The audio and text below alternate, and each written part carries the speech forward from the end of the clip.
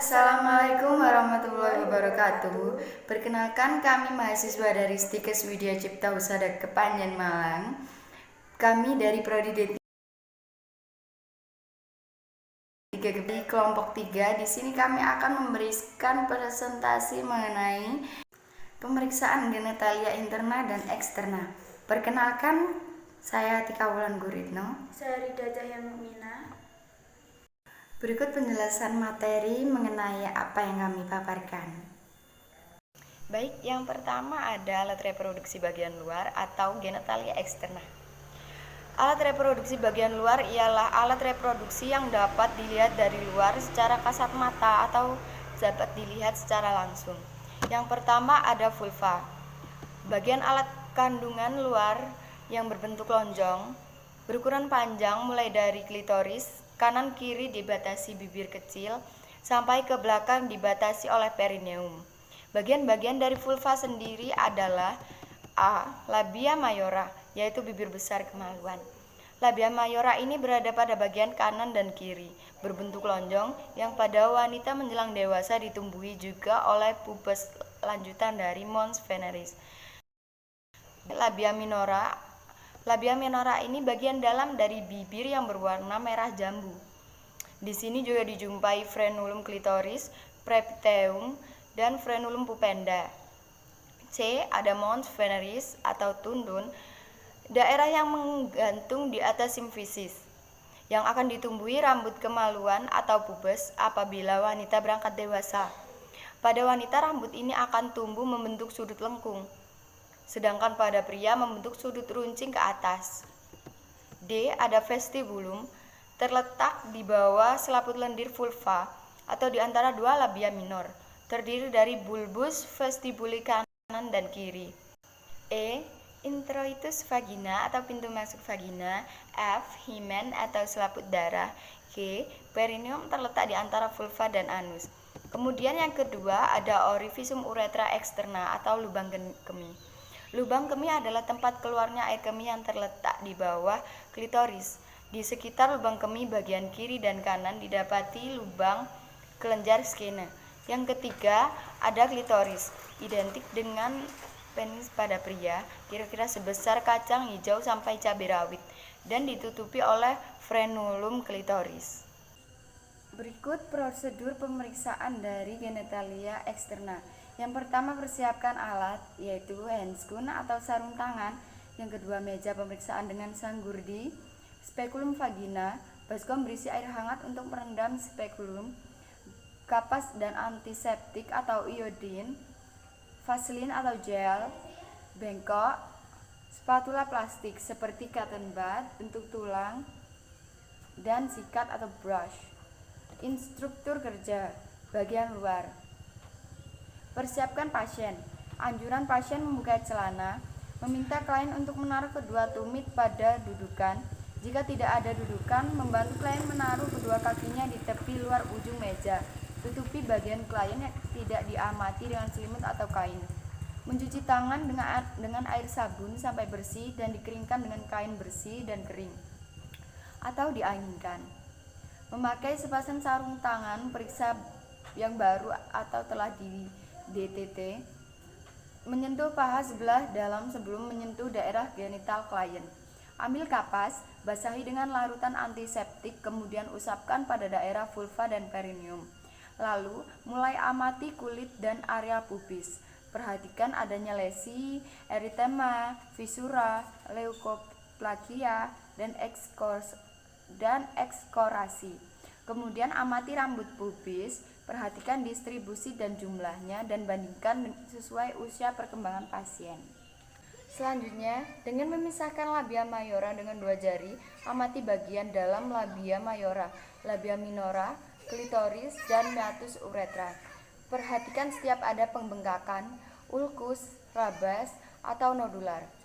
Kemudian meminta klien untuk mengejan ketika menahan labia dalam posisi terbuka.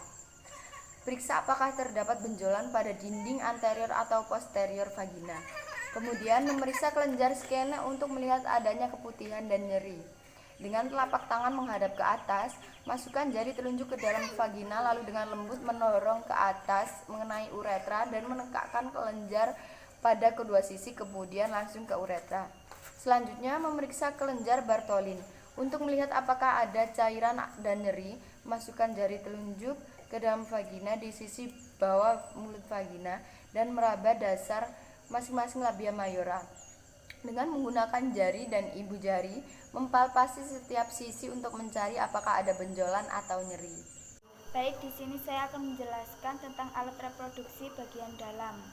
Alat reproduksi bagian dalam adalah alat reproduksi yang berada di dalam yang tidak bisa dilihat kasat mata dari luar, meliputi 1.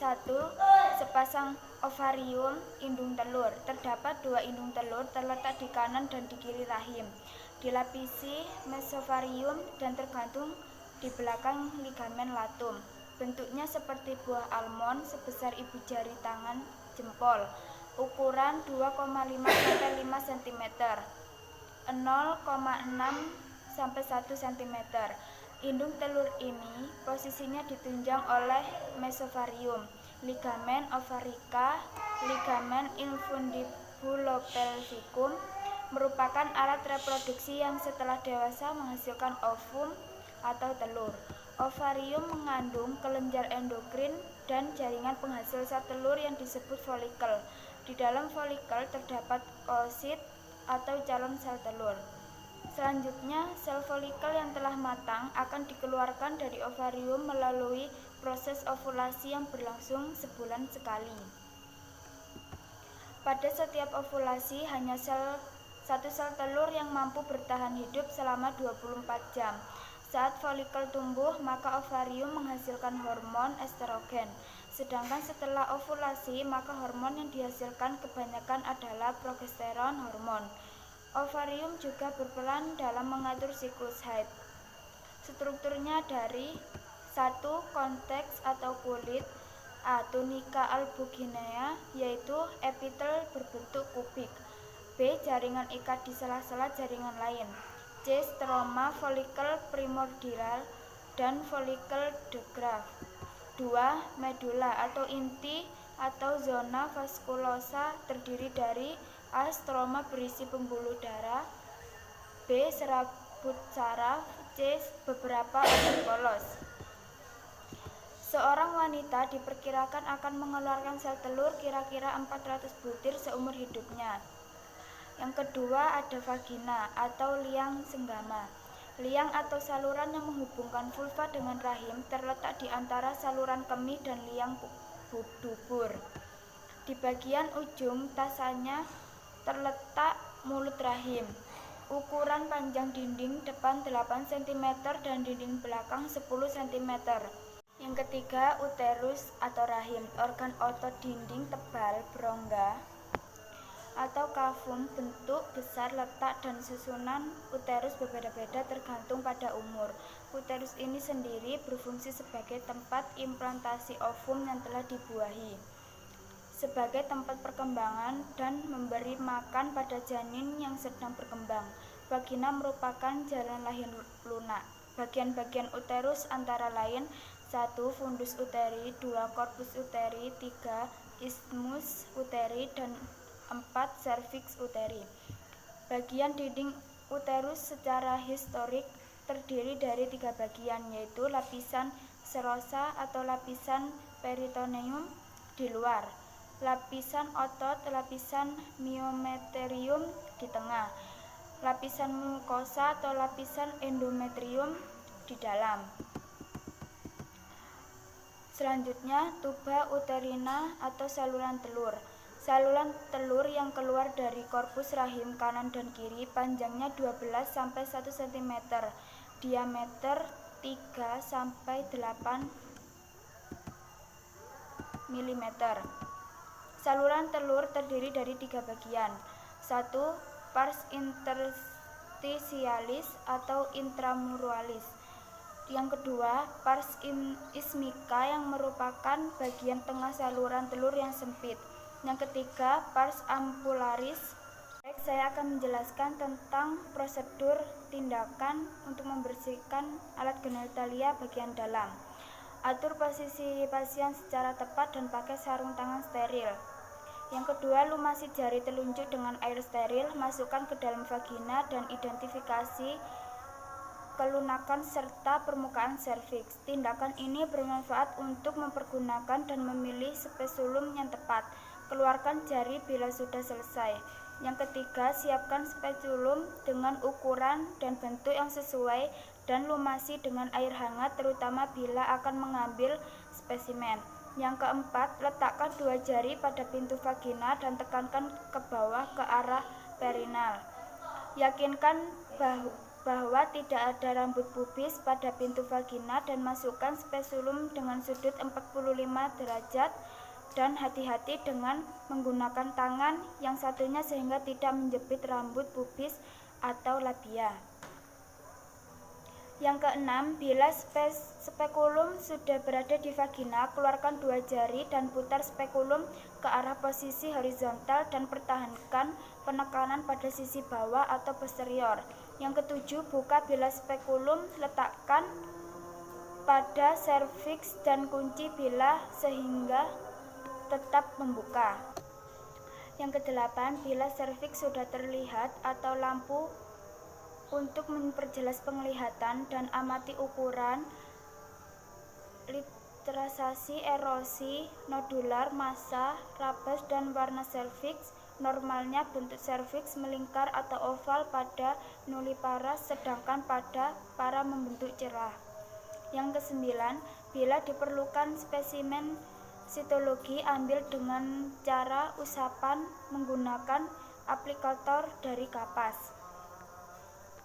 Yang ke-10, bila sudah selesai, kendurkan sekup spekulum, tutup spekulum, dan tarik keluar secara perlahan-lahan. Yang ke-11, lakukan palpasi secara bimanual bila diperlukan dengan cara memakai sarung tangan steril, melumasi jari telunjuk dan jari tengah. Kemudian memasukkan jari tersebut ke lubang vagina dengan penekanan ke arah posterior dan meraba dinding vagina untuk mengetahui adanya nyeri tekan dan nodular. Yang ke-12, palpasi serviks dengan 2 jari Anda dan perhatikan posisi, ukuran, konsistensi, regularitas, mobilitas, dan nyeri tekan. Normalnya serviks dapat digerakkan tanpa rasa nyeri. Yang ke-13, palpasi uterus dengan cara jari-jari tangan yang ada di dalam vagina menghadap ke atas, tangan yang ada di luar letakkan di abdomen dan tekankan ke bawah. Palpasi uterus untuk mengetahui ukuran, bentuk, konsistensi, dan mobilitasnya. 14. Palpasi ovarium dengan cara menggeser 2 jari yang ada di dalam vagina ke formix lateral kanan, tangan yang ada di abdomen tekankan ke bawah ke arah kuadran kanan bawah. Palpasi ovarium kanan untuk mengetahui ukuran. Baik, sekian presentasi dari kami. Kurang lebihnya kami mohon maaf. Wassalamualaikum warahmatullahi wabarakatuh.